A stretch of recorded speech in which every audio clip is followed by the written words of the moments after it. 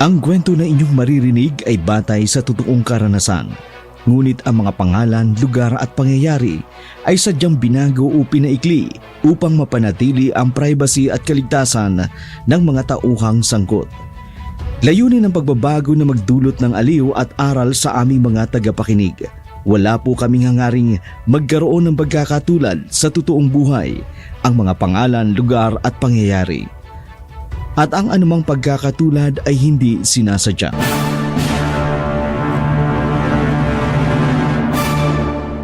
Kung gusto niyong mabuhay pa sa mundong ito, may hangganan din ang kasamaan mong ito. Kayo ang bibigyan ko ng hangganan sa mundong ito dahil papatayin ko kayong dalawa ng apo mo. Kahit saan man siya magtago, masusundan at masusundan ko siya. Dahil malakas ang pang-amoy namin. Ay, Diyos ko! Ay, nako! Uunahin na kita. Idadagdag ko sa koleksyon ko mga lamang loob at puso mo. Pati na ang atay mo. Ay, bibitawan mo ko. Ay, saklolo! Tulungan niyo ako!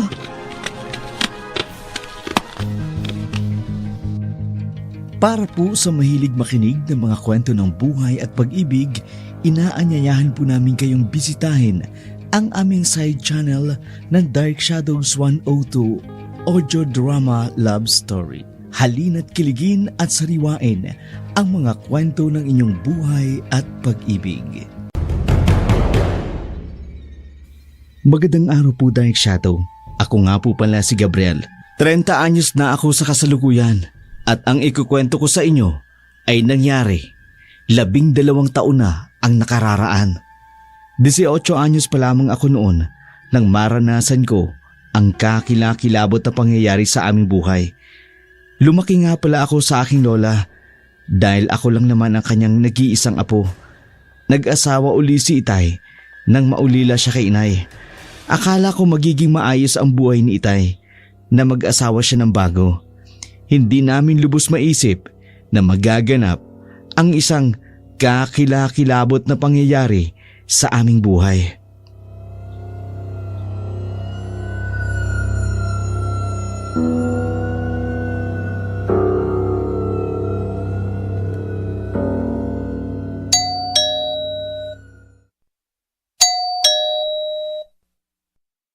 Ay, sino kaya ito?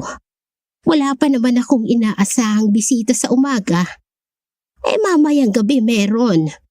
Pero ngayong umaga may wala. Masipat nga din sa bintana. Lola, si Gab po ito. Abay, apo! Ay, sandali lang at lalabas ako.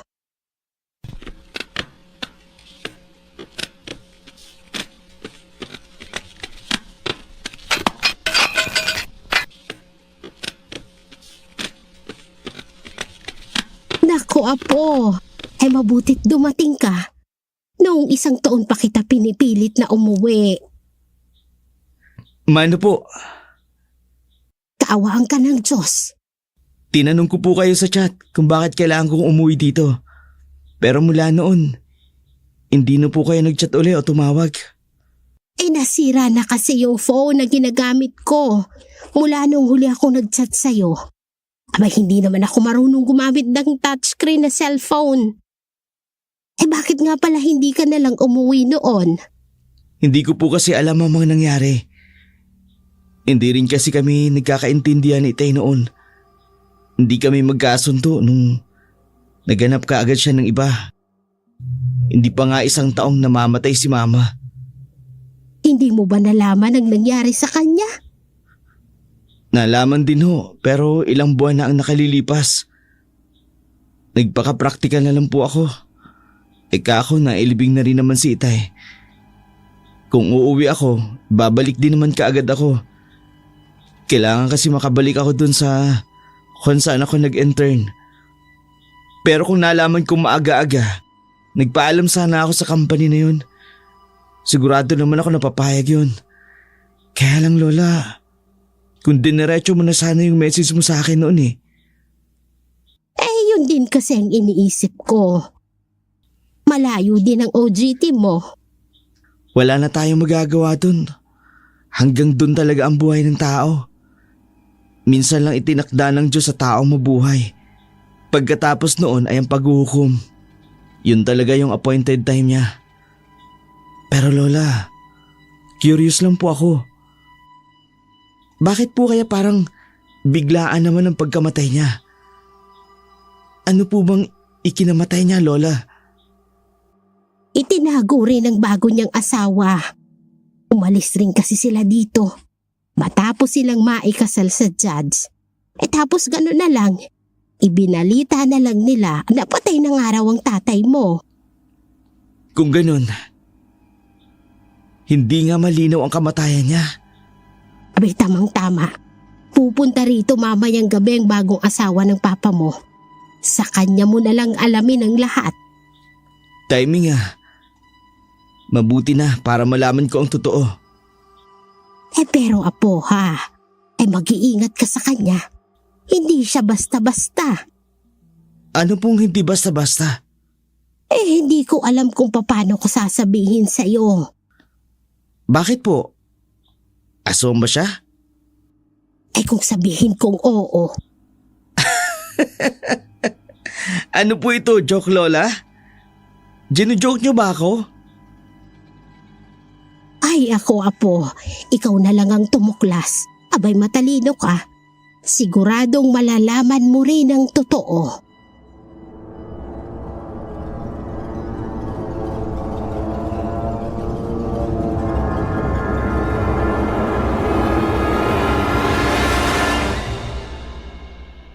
Napaaga yata ang dating mo. Mother dear, 11:11 na. Tama lang naman ang oras para maaga akong makarating. Oo nga naman. Lola? Sino ka? Mother dear, sino siya? Siya ang apo ko, si Gabriel. Anak ng asawa mo sa unang asawa nito. Ganun ba? Well, kisa tita. Good evening po. Huwag mo akong pinupo. Bata pa ako. Hindi po ako sanay humalik, madam. Stepmother mo ko. Mudra, tell him naman. Anyway, if you don't want to, it's okay. Mudra, saan ang kwarto ko? Yung para sa akin talaga? Okay, I'm going in.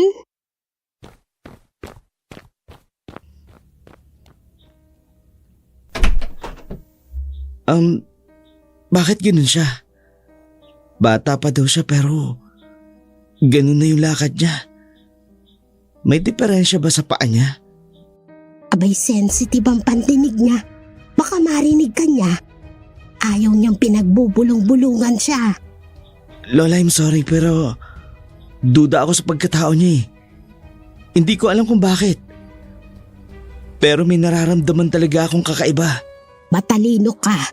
Magmasid ka na lang sa kanya.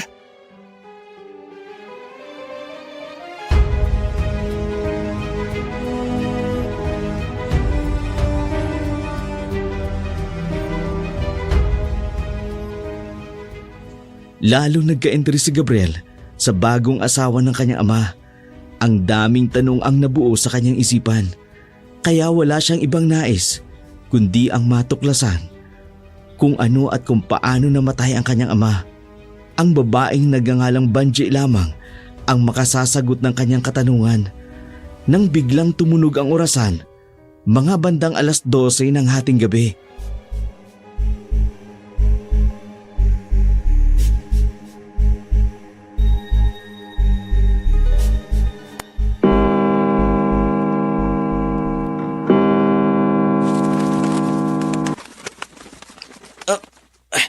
Ano yun? Parang malaking pakpak papalayo. Hindi ako maaaring magkamali. Yun nga yung narinig ko. Nawala tuloy yung antok ko. 12:00 pa naman ng madaling araw. makalabas na nga at makainom ng kape. Total, nawala na yung antok ko.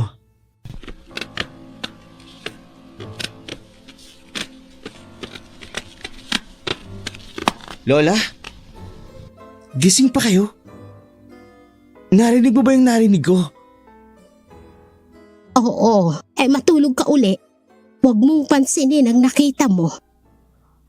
Wala naman po akong nakita. Narinig ko lang. Matulog ka na ulit, Gabriel. Matulog ka na. Yung babae po. Huwag mo nang pakialaman si Vanji. Abay, bahala siya sa buhay niya. Opo. Good night po, Lola. Bakit siya nagalit? May hindi ba sila pagkakaintindihan ng napangasawa ni Papa? Ay, bakit ba ganito ang nararamdaman ko sa bahay na to? Dati naman, hindi ganito ang nararamdaman ko. Tila ba may masamang espiritu sa bahay na to? Huwag mong pansinin ang Ang bigat ng nakita mo. atmosphere dito. Matulog ka na ulit, Gabriel. Matulog ka na. Huwag mo nang pakialaman si Vanji. Si Lola. Abay, bahala siya Palabas sa ng buhay bahay. niya.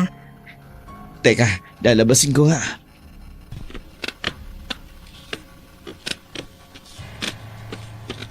Lola! Saan po ang punta nyo? Ay, dyan lang. Babalik din ako kung nakaalis na si Vanji. Pero Lola, alanganing oras. Baka kung anong... Ay, aalis na ako, Apo. Babalik din ako kaagad. Ano nangyari dun? Ngayon lang siya umalis ng ganitong oras. Bakit kaya?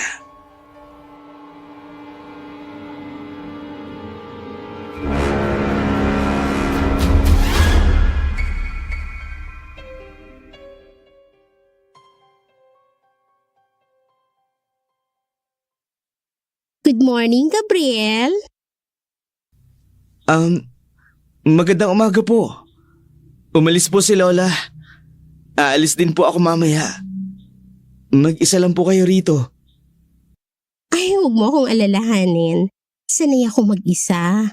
Mula nang mamatay ang papa mo, mag-isa na akong namumuhay as a single woman. Mayaman ako. I don't know why hindi siya nagtagal sa piling ko. Mahal na mahal ko pa naman siya. Pero iniwan niya ako bigla. Miss Banji? Ay, tita. Tita Banji. Saka, bata pa ako. Yun nga po ang ipinagtataka ko eh. Mukhang 25 lang po kayo. Matanda ka lang sa akin ng 4 na taon. Ano ba nagustuhan mo kay Papa? Bakit nagmadali kayo magpakasal? Nang hindi mo lang ipinaalam sa akin? I believe age doesn't matter. Kung mahal niyong isa't isa, why not? Nangungulila din naman ako sa ama mo. Kaya inisip ko, may darling na ako, may tatay pa. Gerontopilya ka. First time kong marinig ang salitang yan. Ano bang ibig sabihin yan? Mga batang nagkakagusto sa matanda. Basta ako. Mahal ko ang papa mo. Minahal ko siya. Pero bakit hindi mo ipinaalam sa akin na magpapakasal kayo? Karapatan ko malaman yun. Tsaka bakit parang nagmadali kayo? May gap na kayo ng papa mo noon, hindi ba? Oo, dahil wala pa 1 taon nang mamatay si Mama. Sabi ko sa kanya, patapusin muna ang 1 taon. Pero ikaw na yung sinusunod niya. Kahit ang bigla ang pagpapakasal niyo. Sorry, gusto ko lang naman kasing makasigurado na ako lang ang babae ng papa mo. Kaya ba pati ang pagkamatay niya itinago niyo sa akin? Kaya kasal lang naman ang magpapatunay kung totoong hangarin niya sa akin. Ang papa mo kasi ang may kagustuhan noon. Ang sabi niya kung mamamatay siya, huwag ko nang ipaalam sa'yo. Ganun ba kalaki ang kasalanan ko kay Papa? Para magdesisyon ng ganon? Hindi ganon ang pagkakakilala ko kay Papa. Family-oriented kami. Kinakausap niya kami kapag may malaki siyang desisyon na gagawin. Ikaw lang makakasagot niyan kung bakit nagbagong papa mo. Ano palang ikinamatay niya? Malusog naman siya eh. Ano ba nangyari kay Papa? Siguro, sadyang yun ang palad niya. Maagang mamatay. Pero alam mo ba, labis kong ipinagluksa yun. Dahil mahal na mahal ko siya. Hindi mo sinagot ang tanong ko. Ano to, interrogation? Kung alam mo lang kung gaano kasakit sa akin ang pagkawala niya. Kahit ako, hindi ko rin alam kung bakit siya namatay ng maaga. Hanggang ngayon, hindi ko pa rin matanggap. Ang sakit-sakit kaya. Dahil mahal na mahal ko ang papa mo. Hindi ka pa nakaka-move on? Sa tingin ko naman, sobra ng asenso ng buhay mo. Hindi ba ikaw ang nagmana ng ilang lupain namin sa probinsya? At ng ilang pera ni Papa sa bangko? Hindi ba nasa iyo na ang kalahati, my dear Gabriel? Hindi ako papayag na gano'n ang mangyari. So lumalabas, kaya ka nagbalik dahil sa yaman yun na nakuha ko. Dahil peke ang kasal nyo. Lumalabas na pinilit mo lang si Papa na magpakasal. How dare you para sabihin yan? Kapag napatunayang pinilit mo lang siya, mapapawalang bisa ang kasal ninyo. My dear, marami ka nang sinasabi. Basta ako, alam ko na kasal ako kay Anton. That's it. Wala akong pakialam kung anong alam mo. Okay? If you don't want, kung ayaw mo kong kilalanin as a stepmother, so be it. Sige na, papasok na ako sa kwarto ko. Kung maglakad hindi maayos, pero ang mukha niya bata pa. Parang nasa 25 o 30 pa lang ang edad. Anong lihim ng banji na ito? Aalamin ko ang totoo sa kanyang pagkatao. Hindi ako basta papayag na makuha mo ang yaman ni Itay na basa-basa na lang.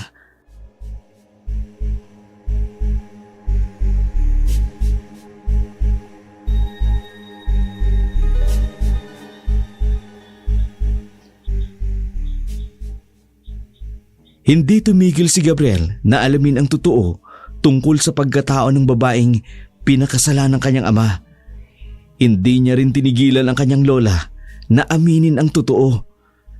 Naghanap rin siya ng ebidensya para mapawalang bisa ang tungkol sa kasal ng ama niya at sa babae nito.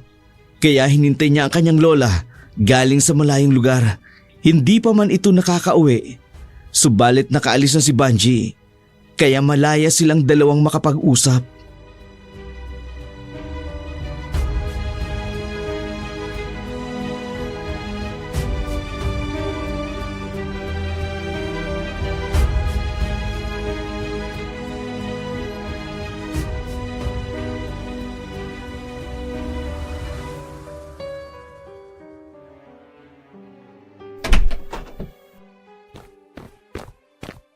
Nandyan pa ba siya? Wala na po, nakaalis na. Ay mabuti naman kung ganon.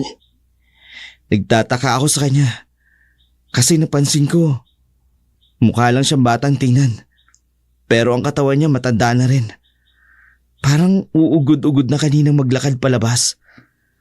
Gusto ko nga sanang sundan kaso natakot ako. Gabriel, apo, ay maupo ka. May dapat kang malaman sa babaeng yan. Si Vanji ay hindi karaniwang babae, Kap. Si Vanji ay isang aswang. Ano? Oo, apo. Hindi pa ako ulyanin at lalong hindi ko makakalimutan kung paano namatay ang papa mo sa piling ng aswang na si Evangeline. Paano, Lola? Anong ikinamatay ni Papa? Makinig ka at kailangan mong labanan ang itim na kapangyarihan ni Vanji. Bakit nga ba gusto niyang kunin ang inyong bahay at tirahan dito sa syudad at gawing bodega? Bodega ng ano, Lola? Apo, gusto kong malaman para malabanan mo siya at huwag mong hayaan na makuha niyang bahay na ito para gawin niyang tambakan ng kanyang pagkain. Pagkain?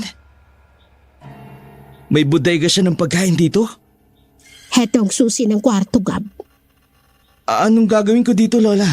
Buksan mo ang kwarto niya. Opo. Anong amoy yan? Mabuksan nga ang ilaw. Mga malalaking freezer. Anong laman ng mga yan, Lola? Mga lamang loob yan ng tao biniktiman niya. Abay pinipreserve niya.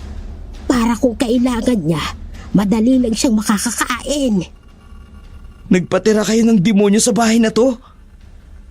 Ay wala akong magawa. Natatakot ako sa maaari niyang gawin. Para kung may anong kapangyarihan ang kumukontrol sa akin. Apo, lumabas na tayo dito. Madali ka. Nararamdaman kong pabalik na siya.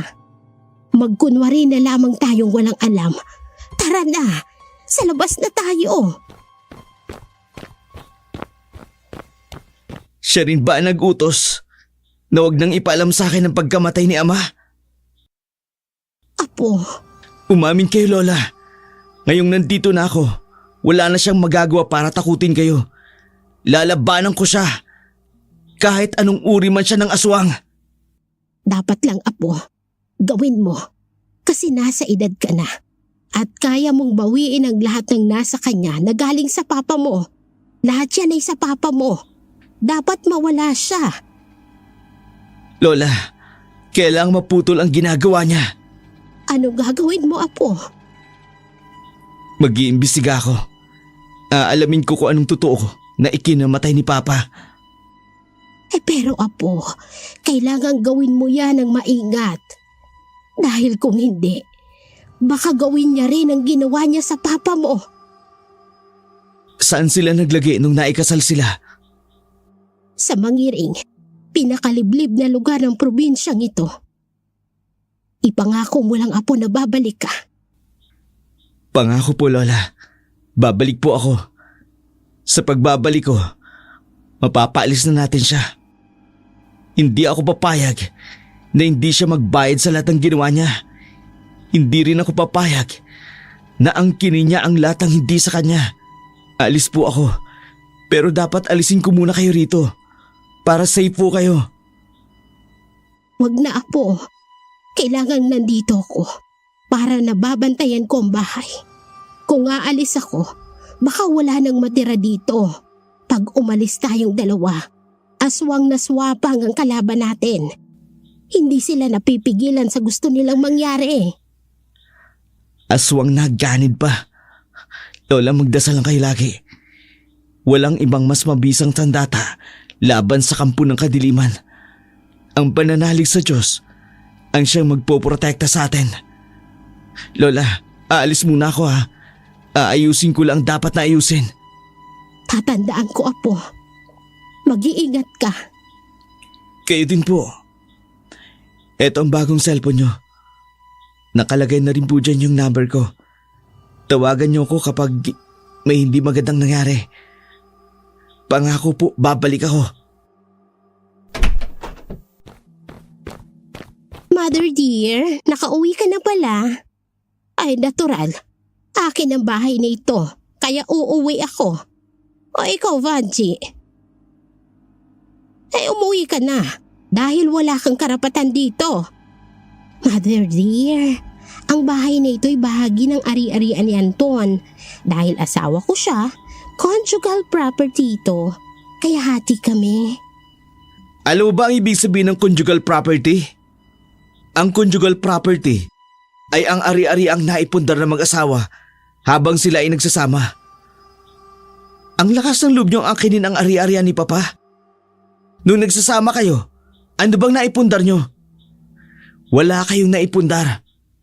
Oras na mapatunayan kung pinilit mo lang si Papa na magpakasal sa'yo, gagawa ako ng paraan para mawala ng bisa ang kasal ninyo at mawawala ang lahat ng nasa inyo, lalabas na peke ang kasal nyo. Hindi totoo yan. Pasensya na, pero bahay ito ni Lola. Ipapamana niya sa akin. May mga dokumento ako. Gusto mo makita? How dare you! Ngayon, pwede ka na umalis. Bumalik ka kung saan ka nanggaling. Wala na si Papa. At kapag nalaman kong ikaw ang may kagagawa ng pagkamatay niya, kahit sino ka pa, haharapin kita. Ngayon, umalis ka na. Hindi mo ko kilala. Kilala na kita. Isa kang sakim na aswang. Ay Diyos kong mahabagin. Abay lumabas din ang tunay mong kulay. Minanipulate mo si Papa para gawin ang lahat ng gusto mo. Kung nagawa mo yun sa kanya dahil nabulag siya sa'yo, pes, hindi mo magagawa yun sa akin.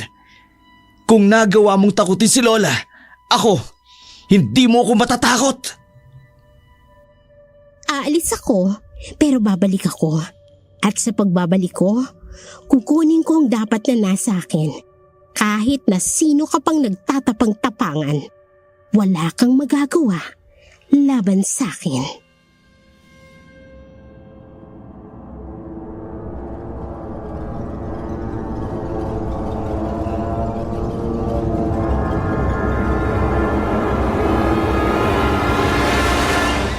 Magandang umaga po, Kapitan. Ako po si Gabriel, anak po ni Antonio de la Cruz. Nabalitaan ko po kasing dito dinala ang tatay ko nang maikasal sila ng bago niyang asawa. Anong may paglilingkod ko? Ano bang gusto mong malaman? Hindi po kasi malinaw sa akin ang ikinamatay niya. Isa man po walang makapagsabi kung anong totoong nangyari. Ang totoo niyan, hindi naman talaga sila nag-report sa akin. Hindi sila nakipag-coordinate nang mamatay ang papa mo. Hindi nga namin nakitang may pinaglabayan sa bahay nila. Paano po? Pinalabas lang nila ng patay ng papa ko? Medyo nakakabahala yon. Pero saan mo nalaman? May nailibing na ba raw? Opo, yun po yung sabi sa akin ng lola ko. Pero gusto ko sanang malaman kung may nabalitaan din po kayo tungkol sa aswang. Aswang? Sigurado ka ba? Hindi ko alam. Pero alam mo, nahihiwagaan ako sa babaeng pinakasalan ng papa mo. Ewan ko ba kung bakit mailap sila sa mga tao. Akala mo hindi taga rito.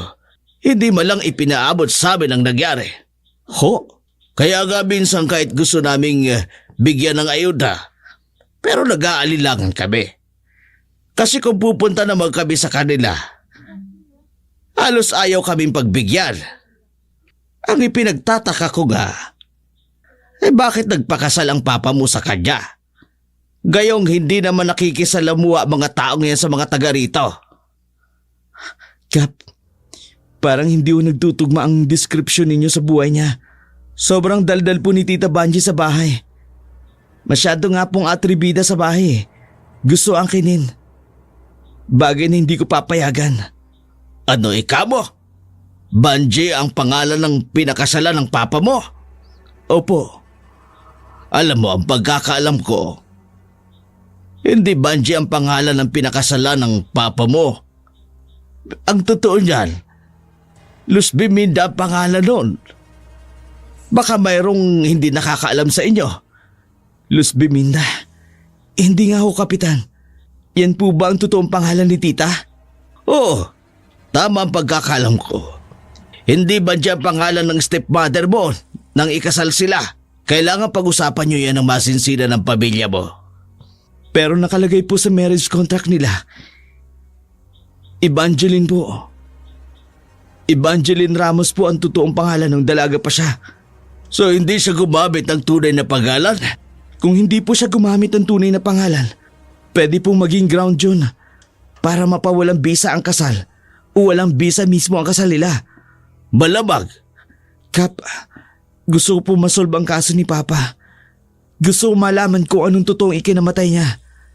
Sige. Makikipag-coordinate tayo sa mga pulis para lumabas ang totoo. Salamat po, Kap. Inilihim po kasi sa akin ang pagkamatay ni Papa. Pati ang bangkay ni Papa. Hindi namin alam kung saan inilibing. Ayaw sabihin eh. Tapos ngayon mababalitaan na lang namin.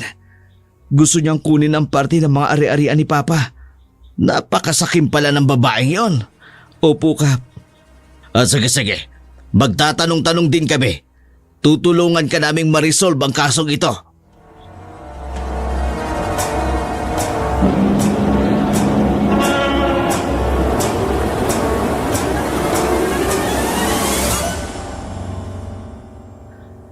Sir, kailangan ko po ng tulong ninyo. Alam ko po kasi na kayo po ang makakatulong sa legal na aspeto ng pamilya namin.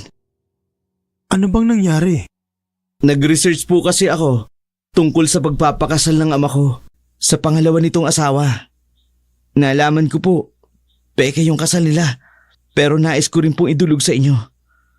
Gusto ko po tulungan niyo ko. Ang stepmother ko po, ang tunay na pangalan ay Luz Biminda, pero hindi niya ginamit ang tunay niyang pangalan sa marriage contract nila ni Papa. Anong ibig mong sabihin? Siya po pala si Evangeline sa papel. Hindi po Luz Biminda, kaya wala siyang karapatan sa ari-arian ng mga magulang ko. Mahirap yung klase ng problema, Gab. Pero, paano mo nalaman?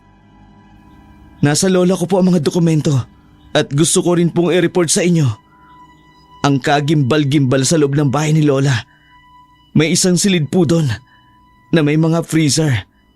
Gusto ng stepmother ko na angkinin ang bahay na yun na siyang nagtatago sa pangalang Evangeline. Ebidensya yan, Gab. Pero, dapat mo itong ipresenta sa tamang legal na paraan. Hindi rin tama na takutin kayo ni Luz Biminda. Eh sir, alam niyo po ba ang loob na yun? Lamang loob ng mga tao. Pagkain niya. Ano? Ano bang ibig mong sabihin? Kaya nga po natatakot kami. Gusto niya kasing angkinin ang bahay na yun. Sabi niya kapag nagsumbong kami, kakainin niya raw kami.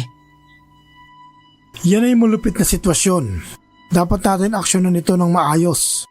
Hindi pwedeng tinitipid ang buhay at karapatan ng tao. Sabihin mo sa akin kung saan exactly ang bahay na yan. Sasamahan kita. Salamat po, sir.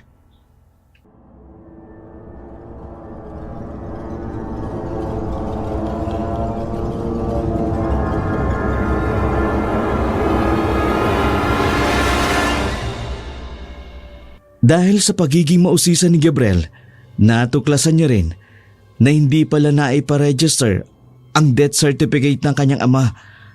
Kaya lalong lumakas ang ebidensya nito na may kinalaman ang babaeng pinakasalan ng kanyang ama sa pagkawala ng kanyang ama.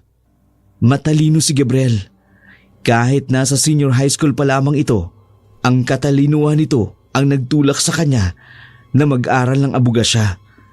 Kaya ginamit niya ang kanyang angking galing sa pagsasaliksik tungkol sa pagkamatay ng kanyang ama.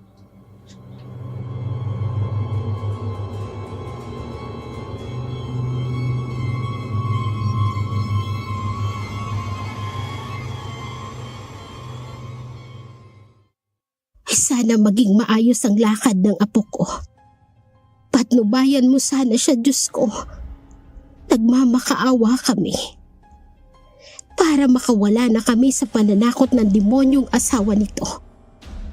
Ikaw lamang po ang makakatulong sa amin, Diyos ko. Tama ang apo ko. Ikaw lang ang makakapagtanggol sa amin at makakaprotekta sa amin. Gabayan mo po siya para malaman kung ano talaga ang nangyari sa anak ko. Kung bakit bigla na lang siyang nawala. Ay, ang demonyo! Nararamdaman kong pumasok kayo sa silid ko. Kukukuan. Umaming katanda. Kung hindi, kakainin kita. Ay, wag. Maawa ka. Kung papatayin mo ko, hindi mo maangkin ang lahat na gusto mong maangkin. Kailangan kong permahan ang mga papeles. Kailangan yon. Anong ginawa niyo sa silid ko? Sana malaman mo na buhay pa ako at pag-aari ko pa ang bahay na ito. Hindi ko pa ito na ipapamana sa anak ko. Kung meron man akong dapat pamanahan ito, yon ay walang iba kundi ang apo ko. Pwes, kayong dalawa ang papatayin ko. Katulad ng ginawa ko sa anak mo. Ay, sabi ko na nga ba, pinatay mo ang anak ko. Oo, para maangkin kong ari-arian niya. Demonyo ka nga, isa kang ganid. Nalaman niya kasi yung sikreto ko, kaya tinodas ko na siya. Saan mo nilibing ang bangkay ng anak ko? Saan mo siya inilibing? Sa tingin mo ba, kami mga aswang, inililibing namin ang mga biktima namin? Demonyo ka talaga. Sakib, gahaban, hindi ka pa nakontento. At alam mo ba, ang mga lamang loob na naririyan, lamang loob ni Antonio. Kaya dapat maging akin ang bahay nito. At kayo, paalisin ko kayo rito. Kung gusto niyong mabuhay pa sa mundong ito.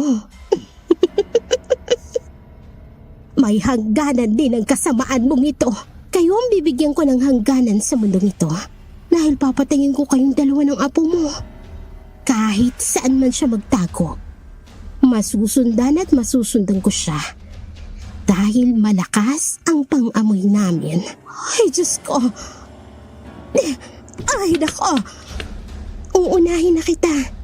Idadagdag ko sa koleksyon ko ang mga lamang loob at puso mo. Pati ng atay mo. Ay, bibitawan mo ko. Ay, saklolo. Tulungan niyo ako. Matapang ka ngayon dahil dumating lang ang apo mo. Naglakas loob ka ng kalabanin ako. Pues, tutudasin na kita.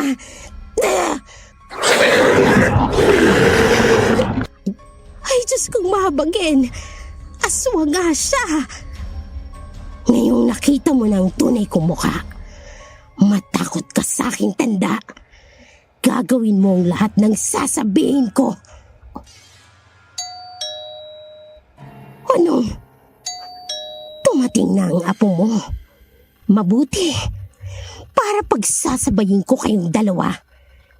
Ikaw ang magbukas ng gate. Bilisan mo. Sandali. Baka may mga kasama siyang pulis. Huwag kang gumawa ng ingay.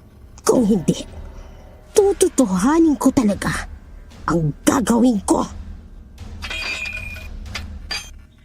Nasa loob po siya, officer. Hindi maaari ito. Anong ibig sabihin nito, tanda? Anong ibig sabihin nito? Magandang araw po. Ako po si Police Officer Ramirez mula sa station ng PNP San Juan. May dala po kaming search warrant para sa bahay na to. Ano bang meron, officer? Meron po kaming impormasyon na may posibleng illegal na gawain o materyales na nakistore sa loob ng inyong bahay. Ang search warrant na ito ay nagbibigay sa amin ng otoridad na maghanap at kumuha ng mga ebidensya na may kaugnayan dito. Ano bang hinahanap niyo? Kami narito upang sumunod sa legal na proseso. Kung maaari po, hinihiling ko po ang inyong kooperasyon para sa aming pagsusuri. Sige, officer. Gawin niyo na lang ang trabaho niyo. Ang pagsasagawa ng search warrant ay nagsimula at ang pulisya ay nagsimula ng maingat na pagsusuri sa bahay na laging sinusundan ng dokumentaryo at pagrespeto sa karapatan ng may-ari ng bahay. Hindi na naitago pa ni Luz Biminda ang kanyang lihim. Natuklasan ng mga pulis na lamang loob nga ng mga tao ang nakapreserve sa freezer. Agad na inaresto ng pulis ang nasabi ng aswang. Sir, positive! Ma'am Luz Biminda Ramos alias Evangeline Ramos. Ikaw ay inaaresto namin sa paglabag sa Article 248 ng Revised Penal Code o pagpatay. Ang nakuwang ebidensya mula sa iyong silid na nagpapatunay sa iyong mga illegal na gawain. Ano bang kaibangan nito? Wala akong ginagawang masama. Meron kaming sapat na ebidensya para arestuhin ka. Subukan mo itanggi ito sa korte. Anong gagawin niyo sa akin? Dadalhin ka na namin sa presinto para sa tamang proseso. Ikaw ay may karapatan para manahimik. Kumuha ng abogadong magtatanggol sa'yo. Kung wala kang abogado, ay maaari kang bigyan ng gobyerno. Ano mang sabihin mo ay maaaring gamitin laban sa'yo. Babalikan kita, Gabriel. Babalikan ko kayo. Galit na galit si Luz Biminda o Banji sa nangyari. Nanlilisik ang kanyang mga mata sa galit. Naging mabagsik at mabalasik. Sa loob ng bahay nila Gabriel, nangyari ang pagpapalit ng kanyang anyo. Nang napapalibutan siya ng mga pulis sa pangunguna ni Police Officer Ramirez. Sa galit nito, nagpalit ito ng anyo at nasaksiyan mismo ng mga pulis ang kanyang pagpapalit ng anyo. Sa pag-aakalang masisindak niya ang mga alagad ng batas, nakita ng mga pulis kung paanong naglaho ang katawan ni Luz Biminda at sa lugar na yun, isang malupit na aswang ang sumulpot.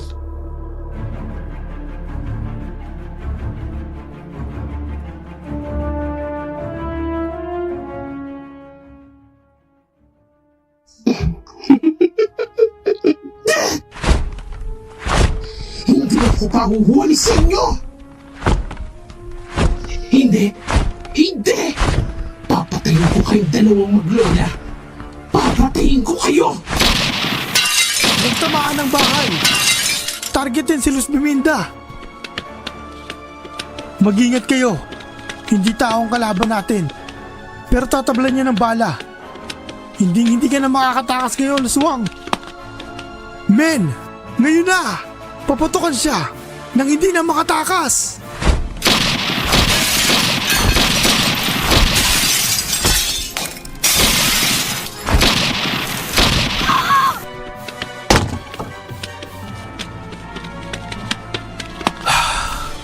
Natapos na. Luz Biminda. Mahirap mang isipin. Ngunit ito ay para sa kaligtasan ng lahat.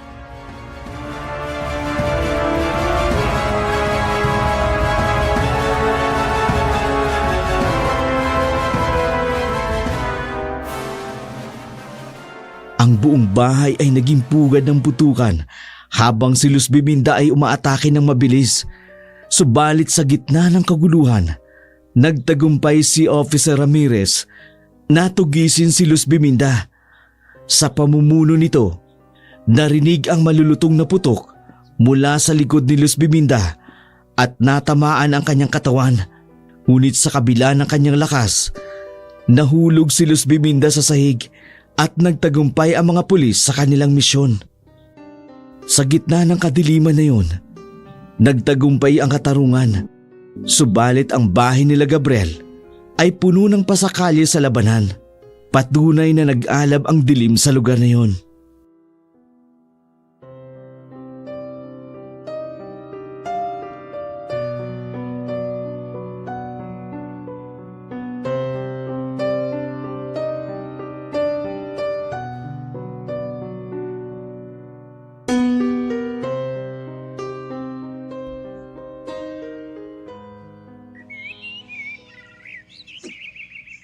Ay nako, abay ang galing mo talaga, Apo. Sino mag-aakalang mangyayari ito? Ang akala ko, habang buhay na akong mamumuhay sa takot dahil sa pananakot ni Luz Biminda. Abay yun palang tunay niyang pangalan. Likas talaga sa kampo ng demonyo ang pagiging masama. Walang kapatawaran kahit sa langit ang kanyang ginawa. Sana matahimik ng kaluluwa ni Ama. Oo nga, Apo. Kahit puso niya lang ang nailibig natin, ay sana'y matagpuan din natin ang bangkay ng ama mo nang mabigyan naman natin ng maayos na libing. May awa po ang Diyos, Lola. Tsaka hindi rin daw titigil sina officer para mahanap ang bangkay ni Ama. Sayang nga lang po, Lola. Kung nakinig lang sana siya sa akin, hindi sana natapos ang buhay niya sa kamay ng aswang na si Luz Biminda.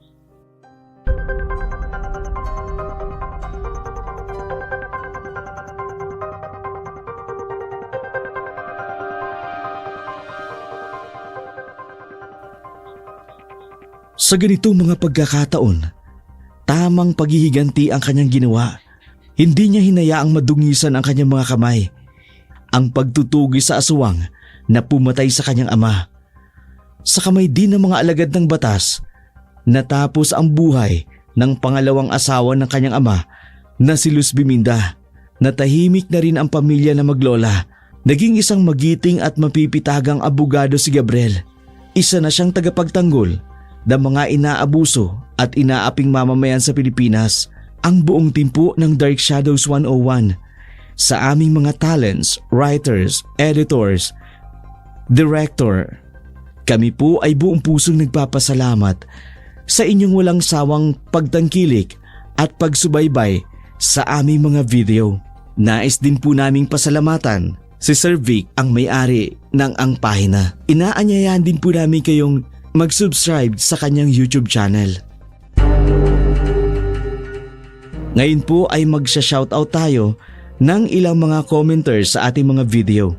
Maraming salamat po kay Monster ng Buhay, Jonathan Hu, Marifi Raimundo, Bebing Vlogs, Esmeralda, Araceli Lorna Liban, Rina Soriano, Rodessa Bajo, Mary Ann Ramos, Chona Sotes, Rosana Mirilles, Rowena Basabe, RJ Domingo, Malayang Amihan, Ja Barakel, Merly Fatalla, Dina Makarandang, Milin Ostan, Jem Esteba, Melissa Alusilha, Aurora Benavista, Christina Bage, Chuna Karagay, Cheche Jantiles, Kagura Natsumi, Elma Mijo, Charlene Gumansing, Jen Marcelo, Marbella Sapalon, Glenda Garcia, Roxe Herbacio, Joy Borromeo, Lina B, Beljani Biasong, Jan Kelvin Soriano, Malayang Amihan, Aida Odevellas, Valentina Aguilar, Teresa Alimillos, Mary Grace Gracia, Tamol Tamsupobia, Ria Lynn Guntang, Salveco Gutierrez, Tess Atienza, Roxe Herbacio, Rosana Mirelles, Anika Vlogs, Dolores Gabriel, Geraldine Villacampa, Aurora Benavista, Irene, Estela Punzalan, Ja Barakel, Roxe Herbacio, Carmelita Mabanag, Cherry Di Guzman, Dolores Babiera, Miraflor Diaz, Aida Odevellas, Kenzo, Ang Pahina, Vilma Fernandez, Lakshmi, Asteria Filazo, Zaira Suniega, Jose Carino, Joby Sigi. Mga kaibigan, abangan niyo po ang susunod naming shoutout. Ito po si Dark Shadow, buong pusong nagpapasalamat sa inyong walang sawang pagsubaybay sa aming mga video. Kung bago pa lamang po kayo sa aming channel, please like and share. Paki-comments na rin po at paki-click ng notification bell para updated po kayo sa mga bagong video na aming i-upload. Maraming salamat po.